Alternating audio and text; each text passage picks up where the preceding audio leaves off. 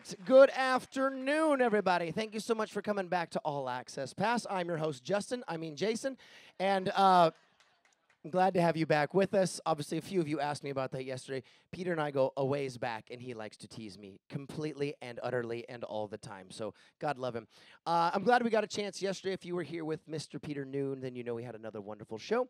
And today we're going to continue that. We're going to put on stage with me right here some legends, some folks that are not only British rock band legends, but let's be honest, international and musical legends. Do me a favor, put your hands together and welcome up the Hollies. Thank you for being with us, Tony. Grab a seat wherever you like. Watch out for the waters. Don't trip on the waters. Peter, glad to have you with us, sir. Grab a seat. Your microphones are on. And Bob, thank you for being with us, Bob. Don't let me hang there. Bob, how are you, sir? Water's by your feet, so don't kick those over, gentlemen. Yeah. And a microphone on your left side there, Peter. And Tony has. First and foremost, good afternoon, gentlemen, and thanks for making the trip in. We appreciate you being here. Nice to be here. Hello, yeah. hello. Hello. Testing, 1, 2. You're on. I know we have an excited crowd. I know we have a crowd that's excited for you to be here. Obviously, 2 big shows for us tonight, and 6:30 and 9 o'clock. So everyone in this room gets a chance to see the Hollies on stage tonight. Now, Tony and Bob, if you don't mind, sorry, in this order, Tony and Bob, if you don't mind, you're original members. You've been with the Hollies from the very, very beginning. We started making records in 1963 at Abbey Road Studios. Prior to that, we played all around Manchester and the Cavern in Liverpool. And we heard that this record producer, Ron Richards, was going to come up and he was looking for talent.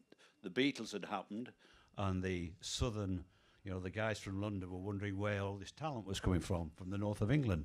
And he saw the Hollies, and next years were in, as I say, in Abbey Road Studios, and the red light went on, and black and white turned into Technicolor, and we never looked back. So it was like throughout the 60s, thank you. So it was quite exciting. Yeah, I can imagine. It's been quite the journey, Tony. It's been quite the journey. He doesn't seem all those years. We've been through so many hoops, and I think that's a good thing because it still feels fresh and nice. What we do. I mean, we've never retired and come back because we felt the bank account was getting a bit low. We just it's a good reason. Well, it often happens. I kept going and thoroughly enjoyed it, and we're going to really enjoy it tonight as well. Oh, that's wonderful. You're actually credited as being one of the few, especially British rock bands, you and the Stones and maybe 1 or 2 others, that has never officially disbanded in any way. You've had, some people have come and gone, but you've never actually broken up, which I think is a very, very unique. We've toured every single year since that early day. But even before that, Tony and I had a band called the Dolphins, and we were sort of like semi-pro, and we had a little van and we toured around. We were teenagers, and then that morphed into the Hollies. And Tony and I joined up with Graham Nash, who later went and formed Crosby, Stills and Nash, Nash. In 1968, end of 68. And Alan Clark, he sadly had to retire lost his voice. But the band has worked every single year without fail, all around the globe. That's unbelievable. I mean, that's a testament to the Hollies. That's a testament. Music, exactly. Now, we've got to ask a question of the kid on the panel. Peter, you're obviously new to the group. 2004, you said? I'm still the new boy, yeah. Yeah, you're still the rookie. Yeah, 14 years. I'm still the new boy. 14 years. And the youngest member of the band. Don't say that out.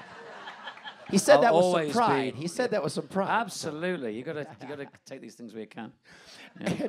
How did you come to be a part of the Hollies, sir? Well, what happened was I think that the keyboard player in the Hollies now, Ian Parker, I worked with Ian in a band in 1982. I don't know, when did Ian join the band? Quite a long time ago. Who was he with? He'd been with Clannad. And people like that. He's been about 37 joined years, us in the 80s. Yeah, it was just, he probably joined in the 80s, which was just after I'd worked with Ian. And when, I think when Alan was losing his voice, I remember him phoning me up and saying, would I be interested in come in and sing with the chaps. But at that time, I couldn't. I was really busy doing other things. I was contracted, and I said, if it ever comes up again, then please do that.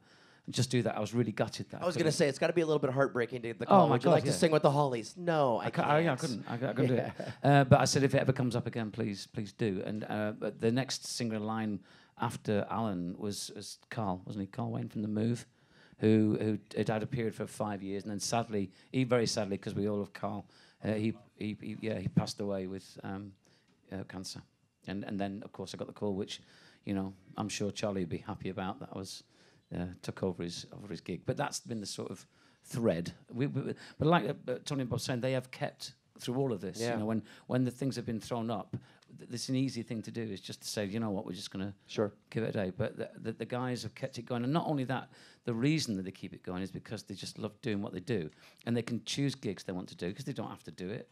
But that lends itself to you're doing the gig for the right reason. Exactly. Which is the joy of playing, which I think is been very much part of why it's kept going for so long. Well, and the great. So I'm the people that come and see it as well. And someone just yelled out, it's music, and there's something to be said for that. When you're playing and you're doing something you love, it's okay, you're welcome. No, it Michelle. is. When you're playing and doing something with your love, and more importantly, when you can pick gigs that you want to do, it opens up, for the sake of sounding cheesy, it opens up your heart to the moment as well. You're not just doing it because you have to. Of course, you're not but just contractually showing up. It's very hard to when you lead singer. That's such an iconic somebody like Alan. It's very hard to replace that image in people's mind. But we had a lot of loyal fans. The first when they come along, they might go, "Oh yeah, I'm not so sure," but they get used to it. And the loyal fans that we do have that come back year after year and have been there going year after year before I came on the scene. They're the loyal people that keep it going. Without those people coming, then there wouldn't be anything.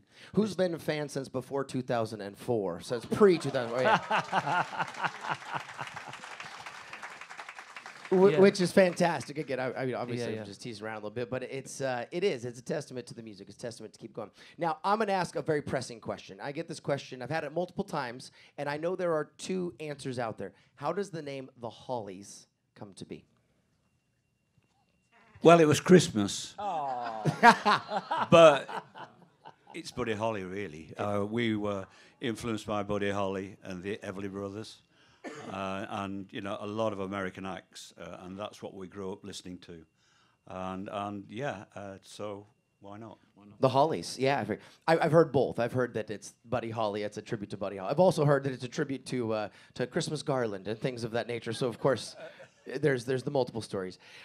Now, when you become the Hollies, at what point? And I like to ask this. I asked this of Peter Noon. We had Peter Noon yesterday up here. I like to ask this of all the big stars. At what point did you know this is what you were going to do for the rest of your life? Did you know this was it? We didn't know that it would last forever, and that's what it seems to be happening. It's amazing. No, I mean, back in those days, there weren't groups around. They were called groups in England and Britain. Groups, and then we became bands. And I think the American guys started calling bands, and band sounds better, yeah. But we were groups, and we were pretty well amateur guys, just making homemade music, on cheap guitars and biscuit tins and whatever made a noise, and then it just progressed.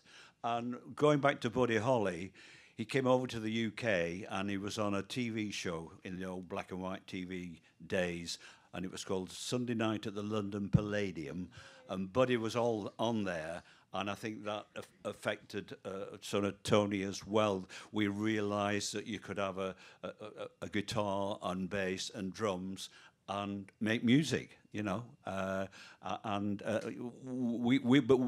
we in those days, we couldn't get we wanted Fenders, we wanted Ludwig drum kits, and we wanted Gretsch and whatever. We couldn't get that in England in those days because it was almost just the end of rationing. We'd had a hard time in the post-war days, and things were still quite difficult to get. So there was a big import duty on imported instruments. So we just made and mended what we could do, and then once we started earning money, we could then afford decent instruments, and as we go back to that first time and the red light going on in number 3 studio in Abbey Road, and that was it. And Tony, what year was it that Bob became spokesman for the entire group? We just let him go. Well, I've just finished a book. Well, that explains it. Plug. I'm the only guy who's kept a diary. Ah. Right from being a teenager, I've kept a diary. Yeah, dear diary. People, the guys here have said, write the book. Pete said it for years, and I've written the book, and I just finished it before we came away. I got 72,000 words. So it might be called It Ain't Heavy, It's My Story, or it might be He Ain't Heavy, It Ain't Heavy, He's the Drummer. But I don't know yet. It ain't heavy, it's just a book. It ain't heavy, it's just a book. That's a perfect opportunity to slip to commercial. Don't go anywhere. We'll be back in a moment with more with the Hollies. Welcome back, my friends. Thanks for not changing the channel. I'm back with more with Bob, Peter, and Tony here. They are the Hollies. And, of course, there's more of you than just those of you that are here. Talk to us about the makeup of the band. How many people in total? And who is in the band these days? 6 of us. Keyboard player Ian Barker. He's a Scotsman who you've got to keep your eye on. He's a bit... He's a Scotsman. He is, Ian Parker. Ray Stiles, who before he was with us used to be with a band called Mud. They had quite a few hit records. And somebody else. Somebody else? They're a very tight-knit group. You understand. They're a very... No, we're trying to get rid of him, actually. No, Steve Laurie. He sings the high harmony, and so that makes up the 6 of us. Right on. And how long has the current build of the band been together? Current? Well, since... Well, yeah. I think there's me and Steve joined together in 2004. So since 2004, we've been as this particular... So for 14 years, we've been like this. But till me and Steve popped along, Ian and Ray were another... 17 years. So they've been in the Hollies for 30-odd years, 33 years. That's amazing. 33, 34 years. That really is a phenomenal thing to see. You know, obviously people pop in and pop out, and you're going to have members unfortunately pass, or you're going to have people that move on to other things. But it's pretty amazing that your band has been together for that. As the kid, you're 14, 15 years as the kid in the group. You have to get on. And in fact, when Peter joined, when we met him face to face, we said, as we did, we know what you're all about. We know you can do the gig, but you know, when you meet us and we meet you, it's whether you want to be together, kind of thing, and what we call the dressing room sort of atmosphere. Because as you know, an awful lot of bands, they on stage smiling and playing and things, then they all go to separate hotels and things. You know, we've never. I'll have my own car, please. That's the thing I always tell people when they ever say to me, or kids say, "What's the best advice you could give?" For any young musician or this applies to anything in life, especially musicians. And I just say to them, you've got to be able to do your job to a level. But the most important thing is when you play with a band that you get on with everybody and be nice, you know, be a nice guy. Nobody wants a complete pain in the arse diva. I can be a bit of a diva. No, you don't. Nobody wants to be. No, but you know what I mean? Nobody wants a real... if you've got to tread around somebody, you've got to be careful what you say, and... That's hard work. Well, it takes the fun out of it, right? I would assume it would take the enjoyment. It creates an atmosphere on tour and on the stage. And we have such a great time. And we always have to. We go on tour, and it's like a little family. We have the same crew, the same... And everything's the same, and we take what we do to wherever we go, and it always feels like home. That's what makes it feel so good for us. Well, and Bob, we were just chatting on the way up about how many tours and how many dates you guys do. I mean, you're still internationally. You're traveling all the time. What do you have coming up? You were just talking about it. Well, when we get back home, we've got like a week off, and then we do 21 dates all around the UK. As far north as Scotland, down south to Truro. We'll play the theatres, nice theatres. As Pete was saying, that theatre, each day we go in there, our crew go in, they're part of the family as well, and they set everything up. We take our own lights and sound, so it's a big truck and all the rest of it. But the camaraderie backstage, as Pete was saying, is just as important as out front of house, because the crew are part of the family, and that atmosphere usually radiates to the front of house. So when it's showtime, we go on there. We do. We don't have sport acts. We do about 2.5 hours. So we do an hour. We have in the UK it's like a tradition. You have an intermission. People can have a drink or whatever, and then they come back in, and we do about an hour and a quarter. So it's a full evening of Hollies, and we're quite proud of that show. Yeah. Yeah, absolutely. I think the old adage as well, if you're not having a good time on stage, how can you expect other people to watching you have a good time?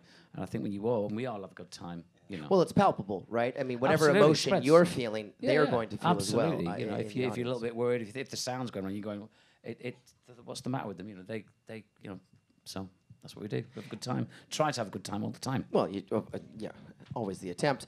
And I heard a little rumor this might be your first performance on a cruise ship as a band. Is that true? First time I've ever been on a cruise ship. Well, there we go. Mind.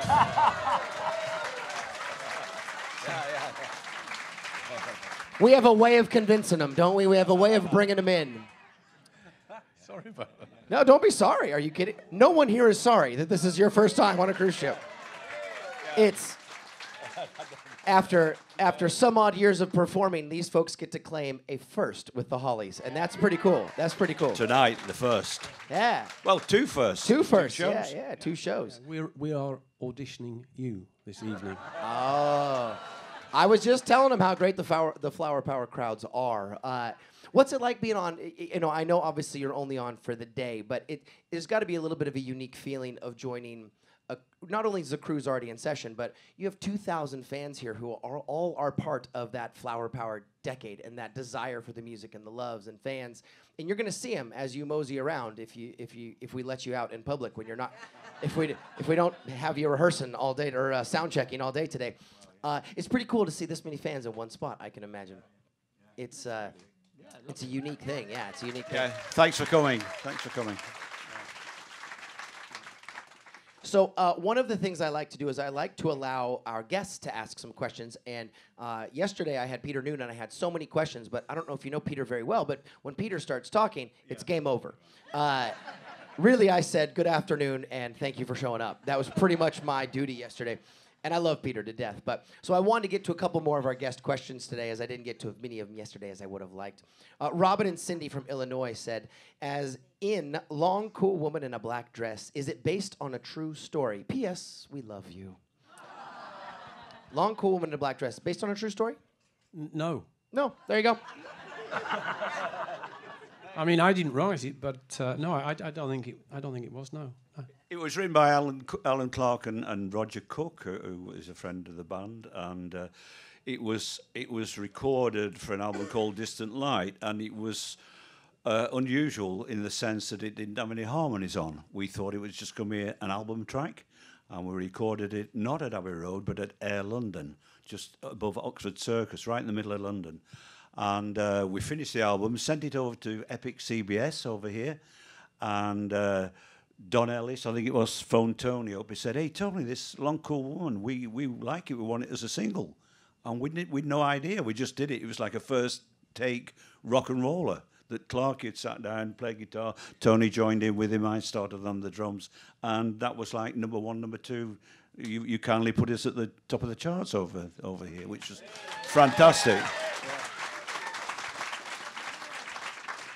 I mean, what I was going to say, I mean, Bobby basically said it, but what we mean is our record producer, he was very good at spotting hits. He didn't spot that one. And the beauty of that is the fact that if he had, he'd have said, right, okay, you're the Hollies. We got to get the harmonies on it. We got to get this on it, and which would have been such a big mistake. And it's just such a simple song with a bit of chugging and a solo voice, which will be represented by Peter Howarth this evening with a few modifications. You can all join in. And that's an interesting point, obviously. The Hollies pioneered, really, the 3-part harmony sound. How did the sound come together? How did you initially put that into... Well, Tony is too modest to say it, but... I mentioned the Everly Brothers. He's not. Okay, he's no, not he's at eager. all. He's eager. But let me just lay it out as I see it, and Tony might elaborate on it. We mentioned the Everly Brothers, and Graham Nash and Alan Clark were influenced by the Everly Brothers. Tony joined the band a few months after the start, and he added a lower harmony. So you got the two-way. Tony added a bottom harmony, the bass harmony, if you will, and it sort of created like a horn section effect. I mean, the first time I heard it, I thought, wow, it had such a wide spread. What do you think of that, Tony? Is it pretty accurate? Close. No, the truth of the matter is there was no multi-track recording in those days. So you had to sort of be in the studio at Abbey Road, play, sing all at the same time. And Alan and Graham did the two-way harmony, and I must have got too close to the microphone that day, because I was just minding my own business, mumbling along. Well, you were playing guitar. I'm playing guitar and just mumbling along, and the producer said, "Yeah, that's it. We like that bottom end." So I've been dragged in doing the bottom end ever since. Hello. Mumble, mumble, mumble. Yeah. It's the cool things like that, right? Like, how did the Hollies start the three-part harmony blend? It's unique to you. It's, well, I accidentally sang too close to the microphone one day, and that's how our sound came to be. He still does it now, though. No, the thing is, no, I mean, not in when he's supposed to, but also when he's not singing. When he's supposed to be singing, if I've got his mic down, because he actually plays the guitar, he does kind of do this mumbling, grunting thing. He grunts. Yeah. But singing as a kind of player, so it's an unusual affectation of Tony's that is the three-part very grunt. endearing. Three-part grunts, yes. Yeah, perhaps if they'd have heard that, it would have been a whole different scene in the 60s. The Hollies never made it. Why not? The grunting. Oh, no. Fair enough. Or there would have been a whole number more bands with lots of grunting in. You know, we keep mentioning the Everly Brothers, and there is an interesting story there that in our sort of earlier days, the Everly Brothers were over in England, and they invited us over to the hotel because they wanted some songs. You know, so have you got any songs? So we sang a few songs, and they said, yeah, we like those. Do you want to come to the studio tomorrow? So we did Decca Studios in London, and so, I mean, they were marvellous. You just sing them a song once, and they knew it straight away. But the beauty of it, it was called Two Yanks in England. And what's interesting is I played some guitar, but there was another guitarist as a session player called Jimmy Page, and a bass player called John Paul Jones. So basically, that recording was basically the Everly Brothers backed by Led Zeppelin, really. And you? Yeah. Quite amazing. And in those days, session players like Jimmy and that, which he was at the time, they would working the whole time, and they were so successful. They had like a chauffeur car just waiting to finish one session and go on to the next. And I thought, wow, that's amazing. And I was the person who tried to talk them out of starting a group. Just stick with the recording studios. That's a nice steady job. Yeah. Glad they don't listen to you. Don't go anywhere, my friends. That's a perfect chance to take a break. We're back with one more segment with the Hollies in just a moment. Welcome back, my friends, to segment number 3. Thank you for not going away. Back with one more segment with the Hollies before we let them run back to finish sound check. We just had a question in the break. Someone, a nice young lady in the back, yelled out, "When are you going to tour America?" Well, inquiring minds want to know. When they ask us, I mean, I don't know. We're here. You know, we're available. That's good to know. We'll pass it. All right. They're not coming to all your individual towns right now. You're not booking them yourselves. Knock it off. Everyone's, come to my house. Yeah. Linda from Houston says you have so many great songs. What are your personal favorites? He Ain't Heavy's My Brother is an important one, because before that we were, if I can put it that way, recording typical the sort of songs that, you know, would go in the charts, pop songs or whatever, and that song came along, and until it actually achieved the success it did, nobody, you know, would you know, it was so different for us, but such a strong lyric, and I thought we feel that was just so important. It moved us onto a different sort of level. Sounds a bit, but I didn't. But you know what I mean. I think absolutely. That was very important. Can help you transcend from a certain style of music into a more conscious style, certainly. Yeah, just such an important song. And Bob is lost deep in thought on this one. Well, you were asking for favourites. I mean, yeah, I agree with Tony. Tony found that song. He won't take credit for it, but he actually found it gathering dust in a publisher's office in Tin Pan Alley in London. And the guy said, well, yeah, Tony, he played Tony various things, and it's a time we would write a lot of our own stuff, but if we were going through sort of a barren patch. Barren Patch. Good afternoon. The title of your book. Yeah. No, beat that. No, that's a good one. So he found this. The guy had played him quite a few songs. Tony wasn't impressed. There was a demo lying there, a lacquer, as we call them, acetate. Tony said, "What's that?" I said, "Oh, well, it's all right, but it's not for you, but have a listen." And it was a demo of "You Ain't Heavy As My Brother." Bobby Scott and Bobby Russell wrote that. Two American guys wrote it. Yeah. And we took it into Abbey Road. Ron Rich played it to Ron Rich as our producer. Elton John played piano on that. When he was Reg Dwight. It was just about morphing into Elton. So, yeah, it could have been Reg John, I suppose. But, yeah. Just another session player. He was another session player. Yeah. He had a steady job. And, he played on a few of our tracks around that time. So Elton, there was me on drums, Elton on piano, and our bass player, Bernie, at the bottom of the stairs in number 2 studio at Abbey Road. The guys came and sung the vocals, and about a week later we put some strings on.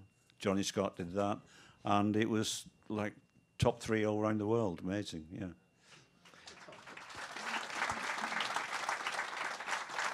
Now, Peter, as someone who's joined in a little later, what's your favorite to sing, sir? Favorite to sing? Yeah, or He Ain't perform. Heavy. Perform. He Ain't Heavy is it's just a song that I say this a lot, but it does mean a lot of different things to a lot of different people. It's a unique piece of work that it touches people on many levels. But that being said, to sing it is a joy. The way the melody moves, it's powerful, it's emotive. So yeah, I mean, I have a few favourites that I like singing. I would assume so. I would assume there's probably a few. Tony, specifically for you, Patty from Pittsfield, Illinois, says, of all the guitars you've played over the years, which was your favorite? And what's your least favorite? Well, the favourite is what I'm using tonight, American guitars, Paul Reed Smith. I used to play Gibsons, and the Les Paul Juniors. But it's interesting. What was great about the early days when we did sort of tour around a lot, I realised that, I used to get in a taxi and go to the local pawn shop, PAWN, and I realised you could get these great old Gibsons and things, and there's one Les Paul Standard, which, to be honest, it's incredibly popular. I never really got on with it, but there was one for sale, and at the time we were being toured around with CBS. They were filming us as part of the British invasion sort of thing, and I just come out of the north of England, and I was trying to drive a hard bargain on it. I think he wanted $80 for it, and which, I mean, it was so cheap, and I was going, and so the fella from CBS, he came up, he said, look, if that's too expensive for the guitar, we'd like to see the sale go through, so we'll buy it for you. So I said, fine, and from the north, but bizarrely, that guitar now would be advertised for $250,000. I mean, I've never met anyone who's ever paid that for one of those guitars, except I did speak to a friend of mine, an American friend of mine, and I said, I've never known of anybody pay that for him. He said, I have, and he said, but they aren't guitarists. They're people like plastic surgeons and doctors who've got the money to sort of do it. On a wall somewhere. You haven't still got it, though, have you? No. It's a bummer, isn't it? A real bummer.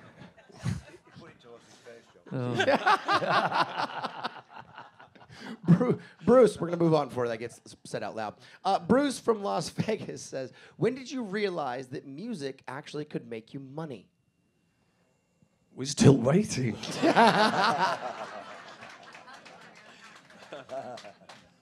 Well, all right, there's the little story there. Before the Hollies, there was skiffle groups.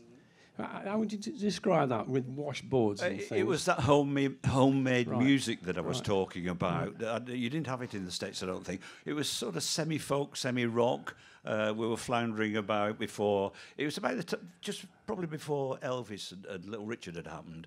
And we'd have a cheap guitar, a T-chest bass. It was like a piece of string and a box with a broom handle, and boom, boom, boom, boom, boom, boom, and a washboard. What century was this, Bob? What century was this? Well, Couple of spoons in the back. Well, John Lennon and McCartney had a similar band, so Wow. that's how it all started. Wow. Yeah. Billy, all the way from New York City, says, this is Billy's question, not mine. I'm making that very clear before I ask it. When the Hollies look out at their audience, do you ever feel like you're playing to your parents? That's a good question. It's not my question. You can read it up here if you'd like. It's got to be interesting to see. You know, obviously you've been playing for a few years, so you've watched your audience evolve with you, so to speak. And it's got to be kind of cool to look out and see some rockers in the audience who've been rockers themselves for 50 some odd years. I don't know what to say.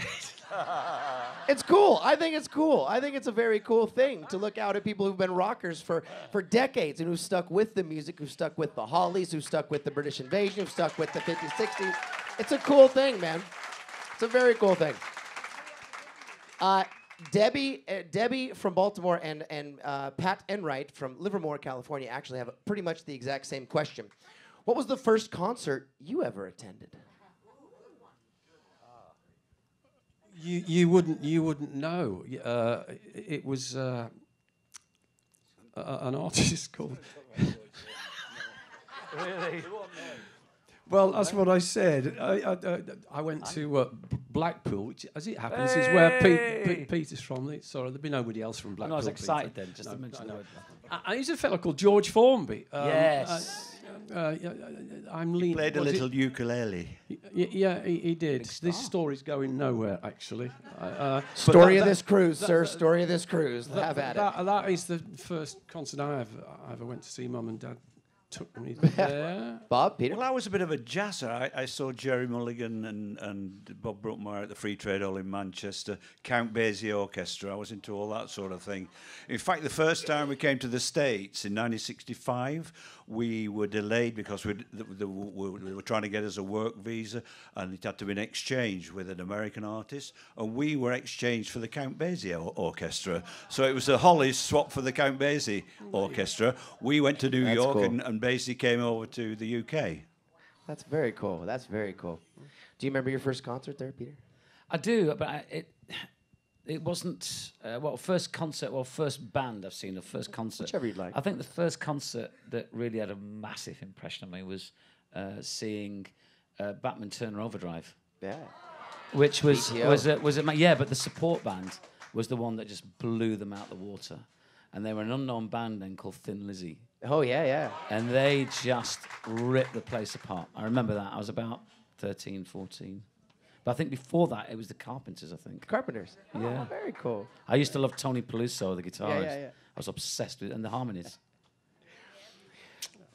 Question, and they didn't understand where the name and from, how that works. I think Carrie Ann possibly, and Carrie Ann then scratched a few things out and wrote a few other names, because Carrie Ann's been drinking since noon, so... Sorry, Carrie Ann, don't mean to out you. Don't raise your hand. No one will know where you're. Will there ever be any type of reunion with Graham Nash? Never say never. We did have a reunion some years ago. We've had 2 or 3. We did the What Goes Around album over at Rudy Records in 1982, and then we did a tribute to Buddy Holly in the 90s. So, yeah, we're still in touch occasionally. So, as I say, could happen. Yeah, it's a good answer. Sure. And I know we got to get you back to sound check, so I think this is a great question right here. Arlene asks, does a rocker ever retire? No, you can't give it up. It's as Pete was saying, that you know, we build the show and it builds, and like tonight we'll probably rock out on Long Cool Woman, and you know, that feeling at the end when you're taking that bow, you're all along the front and the audience are on the feet, hopefully, there's no better feeling. You float off stage, you go and towel off, maybe have an odd beer, and you are floating, and that is better than any drug, anything. It's wonderful. Yeah, and you can't give it up. you can't. And the thing is, we were talking to some quite wealthy people the other day, and it's very poignant that no matter how much money you've got, you cannot buy that. You have to go out and earn it. And it's not promised to you every night either. No. You have to earn it. It is a privilege, isn't it? Yeah, it is, to have the chance to do that. Yeah.